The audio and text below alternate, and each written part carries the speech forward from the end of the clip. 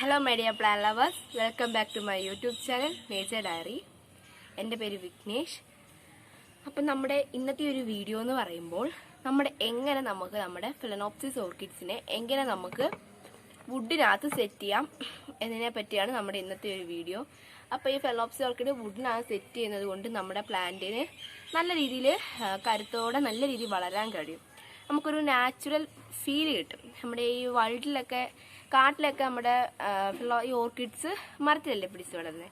അപ്പം നമുക്ക് നമ്മുടെ വീട്ടിൽ ഒരു ഇതുമില്ലാതെ, അതായത് ഇപ്പം നമ്മളിപ്പോൾ ഒരു ഓർക്കിഡ് നടണമെങ്കിൽ നമുക്ക് പോട്ട് വേണം, കരി വേണം, തൊണ്ട് വേണം, ഓടും കഷ്ണം വേണം, അങ്ങനെ കുറേ സാധനങ്ങൾ വേണം. അപ്പം അതൊന്നുമില്ലാതെ നമുക്ക് എങ്ങനെ നമ്മുടെ പ്ലാന്റ് എളുപ്പത്തിൽ നമുക്ക് ഈ ഒരു വുഡിനകത്ത് സെറ്റ് ചെയ്യാം എന്നതിനെയൊക്കെ പറ്റിയാണ് നമ്മുടെ ഇന്നത്തെ ഒരു വീഡിയോ.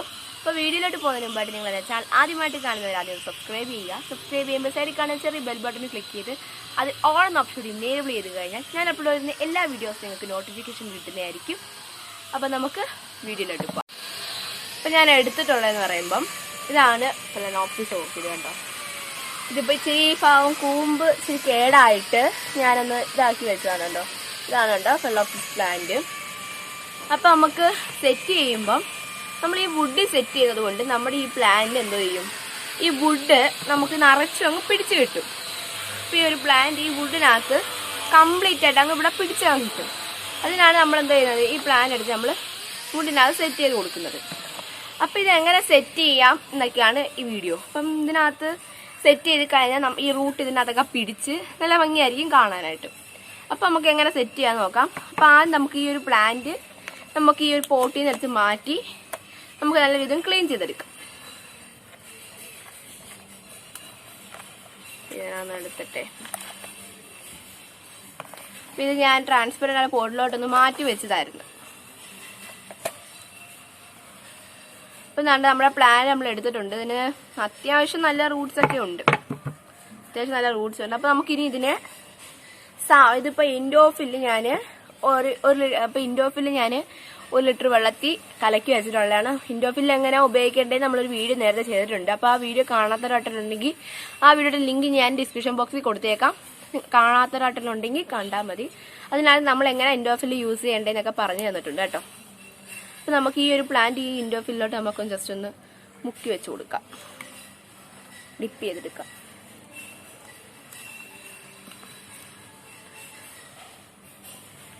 ഒരു 5 മിനിറ്റ് ആ പ്ലാന്റ് അതിനകത്ത് ഇരിക്കട്ടെ, കുറച്ച് നേരമേ.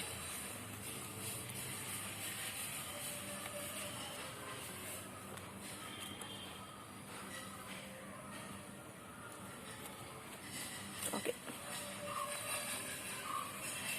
അപ്പോൾ കണക്കിപ്പോൾ നമ്മൾ ആ പ്ലാന്റ് ഞാൻ എടുത്തിട്ടുണ്ട്. അപ്പം കണക്ക് ഇപ്പം ഇതിനകത്ത് കേടായ റൂട്ട് അങ്ങനെയൊന്നും ഇല്ല, എല്ലാം നല്ലതാണ്ട് ഹെൽത്തി ആയിട്ടുള്ള ഫ്രഷ് റൂട്ട്സ് ആണെല്ലാം. അപ്പം ഇതാണ് വുഡ്. അപ്പം ഇത് എന്തോത്തിൻ്റെ വുഡാണെന്ന് എനിക്കറിയത്തില്ല, എന്തായാലും നല്ലൊരു വുഡാണ്. അപ്പം ഇതിനാണ് നമ്മൾ വെക്കേണ്ടതെന്ന് പറയുമ്പം ഈ ഒരു പ്ലാന്റ് ഈ വുഡിൻ്റെ ഇങ്ങനെ ഈ ഒരു സെൻറ്റർ ഭാഗത്തായിട്ട് വെച്ച് നമുക്ക് ഈ റൂട്ട് കവർ ചെയ്ത് കാണാൻ ആ ഒരു ഭംഗി നമുക്ക് കിട്ടത്തില്ല. കാരണം ഇങ്ങനെ വെച്ച് കഴിഞ്ഞാൽ റൂട്ട് പോകുന്നതിൻ്റെ ഭംഗി കിട്ടത്തില്ല. പിന്നെ ഇതിൻ്റെ കൂമ്പ് ഭാഗത്തായിട്ട് ഇങ്ങനെ വെച്ച് കഴിഞ്ഞാൽ ഒരു പ്രോബ്ലം എന്ന് പറഞ്ഞാൽ ഈ കൂമ്പ് ഭാഗത്ത് വെള്ളം കെട്ടി നിന്ന് ഈ പ്ലാന്റ് ചീയാനുള്ള സാധ്യതയുണ്ട്. ചിലരതിങ്ങനെ തല തിരിച്ചിങ്ങനെ വെക്കും. പക്ഷെ ഇങ്ങനെ വെച്ചാൽ ഈ പ്ലാന്റ് സൺലൈറ്റ് കാണിച്ച് ഇതിങ്ങനെ വളഞ്ഞു പോകും. അതുകൊണ്ട് അങ്ങനെ വെച്ചാൽ നമുക്കൊരു സക്സസ് അങ്ങനെ ആവത്തില്ല. കാരണം ഇതേ കണക്ക് വെച്ച് കഴിഞ്ഞാൽ ഈ പ്ലാന്റ് ഇങ്ങനെ വളഞ്ഞു പോകുന്നു ഈ സൂര്യപ്രകാശം എവിടുന്നാണ് കിട്ടുന്നതിനനുസരിച്ച്. നമുക്ക് ഇതേ കണക്ക് വെക്കാം. അപ്പം phalaenopsis ഓർക്കിഡിൻ്റെ നമ്മൾ കെയർ ചെയ്യേണ്ട കാര്യങ്ങളെന്ന് പറയുമ്പോൾ ഇച്ചിരി പാടാണ് ഇതിനെയൊക്കെ കെയർ ചെയ്യുന്നത് കേട്ടോ. ഓർക്കിഡിൽ വെച്ച് ഇച്ചിരി നല്ല രീതിയിൽ കെയർ ചെയ്യേണ്ട പ്ലാന്റാണ് ഈ phalaenopsis. അപ്പോൾ ഇതിൻ്റെ കെയറിങ് വീഡിയോ ഞാൻ ഇട്ടിട്ടില്ല, അത് നമുക്ക് അടുത്ത വീഡിയോ ചെയ്യാം. അപ്പോൾ ഇപ്പം ഇതെങ്ങനെ നമുക്ക് വുഡ് മൗണ്ട് ചെയ്യുന്നത് നോക്കാം. അപ്പോൾ ഇതേ കണക്ക് വെച്ചിട്ട് ഈ ഒരു വുഡ് ഞാൻ സാഫിനകത്ത് അല്ല ഇൻഡോഫിലിനകത്ത് ഞാൻ ഡിപ്പ് ചെയ്ത് എടുത്ത് വെച്ചിട്ടുള്ളത്. അപ്പോൾ ഇത് വുഡ് സെറ്റ് ചെയ്യേണ്ടതെന്ന് പറയുമ്പം നമുക്ക് ഈ ഒരു വുഡിൻ്റെ സെൻട്രലായിട്ട് വെച്ച് നമുക്ക് സെൻറ്ററിൽ വെക്കണ്ട, പകരം നമുക്ക് എന്തോ ചെയ്യാം, ഈ ഒരു വുഡിൻ്റെ ഈ ഒരു ഇച്ചിരി മുകളിലോട്ടായിട്ട് വെച്ചിട്ട് നമുക്ക് ഞാനിപ്പോൾ ഇവിടെ ഇത് കണക്കൊരു വുഡാണ് ഞാനിപ്പോൾ ഇവിടെ യൂസ് ചെയ്യുന്നത് കേട്ടോ. അപ്പോൾ ഈ വുഡ് എടുത്ത് ഇവിടെ ഇങ്ങനെ ചുറ്റി നമുക്കത് കെട്ടിക്കൊടുക്കാം.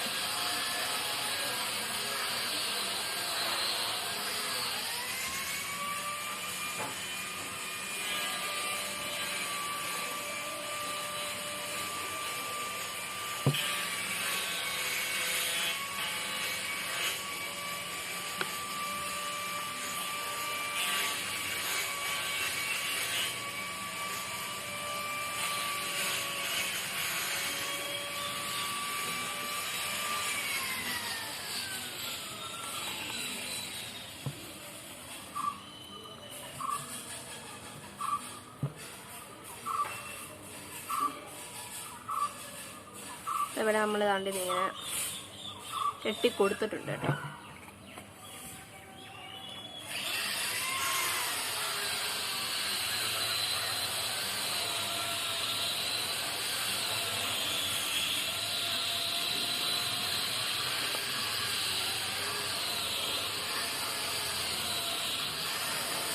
അപ്പൊ ഈ ഒരു പ്ലാന്റ് ഏകദേശം കുറച്ച് നാള് ഒരു 2 months ഒക്കെ ആകുമ്പോഴത്തേക്ക് ഈ ഒരു വുഡില് നല്ല രീതിയിൽ പിടിച്ചു കിട്ടും.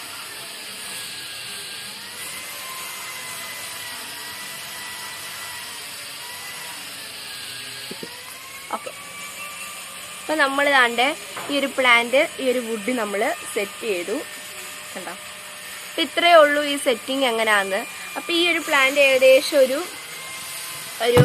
5 to 6 months ഒക്കെ ആകുമ്പോഴത്തേക്ക് ഇത് നല്ല രീതി എന്ന് പറയുമ്പോൾ നല്ല രീതിയിൽ ഇത് നമ്മുടെ ഈ വുഡുമായിട്ട് സെറ്റായി വരും. അപ്പം ഈ സെറ്റായതൊക്കെ നമ്മുടെ വരും വീഡിയോയിലൊക്കെ ഞാൻ കാണിച്ചു തരാം കേട്ടോ. ഇത് ഈ വേരൊക്കെ പിടിച്ചിരിക്കുന്നത്. അപ്പോൾ ഇത് ഫ്ലവർ കൂടി ചെയ്താൽ നല്ല അടിപൊളിയായിരിക്കും. അന്നേരം ഇതിപ്പോൾ ഇങ്ങനെ ഇത്രയേ ഉള്ളൂ ഇതിങ്ങനെ സെറ്റ് ചെയ്യുന്നത്.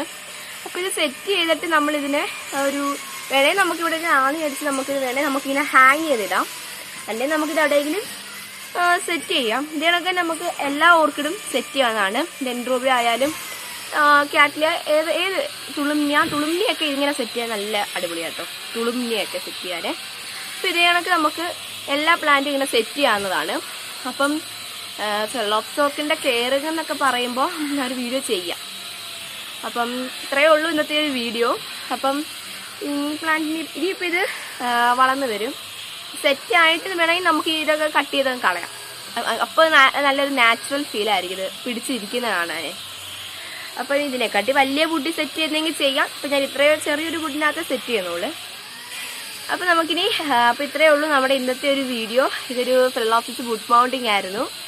അപ്പം ഇന്നത്തെ ഒരു വീഡിയോയിൽ നമ്മൾ എങ്ങനെയാണ് ഫെലോപ്സിസ് വുഡ് മൗണ്ട് ചെയ്യേണ്ടത് എന്നാണ് നമ്മൾ കാണിച്ചത്. അപ്പോൾ ഇന്നത്തെ വീഡിയോ എല്ലാവർക്കും ഇഷ്ടമായിട്ടുണ്ടെങ്കിൽ ചാനൽ ലൈക്ക് ചെയ്യാനും ഷെയർ ചെയ്യാനും സബ്സ്ക്രൈബ് ചെയ്യാനും മറക്കരുത്. കമൻറ്റ് ചെയ്യുക. എല്ലാവരും എന്നെ ഒന്ന് സപ്പോർട്ട് ചെയ്യുക കേട്ടോ. ചാനൽ സപ്പോർട്ട് ചെയ്യുക. മാക്സിമം നിങ്ങളുടെ ഫ്രണ്ട്സിനോട്ടൊക്കെ ഷെയർ ചെയ്യുക. അപ്പോൾ നിങ്ങളുടെ സബ്സ്ക്രൈബ് ചെയ്യുന്ന അതായത് നിങ്ങളുടെ സപ്പോർട്ട് ഉണ്ടെങ്കിൽ എനിക്ക് ഇതേനൊക്കെയുള്ള പുതിയ വീഡിയോസ് ചെയ്യാനുള്ളൊരു ഊർജ്ജം കിട്ടത്തുള്ളൂ. അപ്പോൾ നമുക്കിനി അടുത്ത വീഡിയോയിൽ കാണാം. അപ്പോഴത്തേക്ക് ബൈ.